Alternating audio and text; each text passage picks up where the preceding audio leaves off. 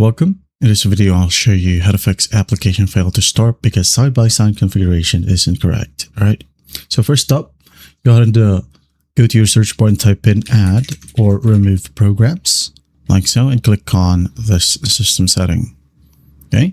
Once it loads, go ahead and find or scroll down and find Microsoft Visual C++, right? If you have a ton in here, just click on the three dots, click on modify. There'll be a pop-up, just click on yes and just click on repair right here. All right. Once done, do the same with each C++ right here. All right, hit on repair, and once that's done, go ahead and check if it helps. Now, if that still will work, go ahead over to the application, okay? Or just go back to add or remove programs. Go ahead and find the specific application that is having the problem. For example, you have the problem on maybe Audacity right here. Okay, click on three dots, hit on uninstall, and once done, go back to the download website and just download it, install it once more. And after that, check if it helps. Okay, now if that still will work, let's go ahead and open up our favorite browser.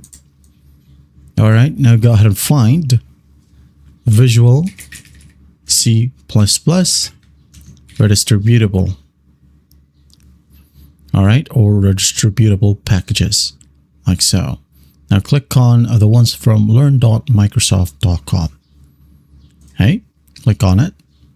Now in here, just scroll all the way down until you find the latest supported redistributable version. Okay. Now, if you don't know which version of Windows you have, for example, you have x86 and x64 right here, just go ahead and open up your search bar and type in system information, click on it. And in here, as you can see, we have the system type. Okay, as you can see here, I have x64. If you have x86 or x32, well, that means you're going to download the x86 version. Okay, I'm going to go ahead and download the x86 right here. Save it wherever you want. Save. Once the download is done, just click on it, follow simple prompts. Okay, or click on repair right here.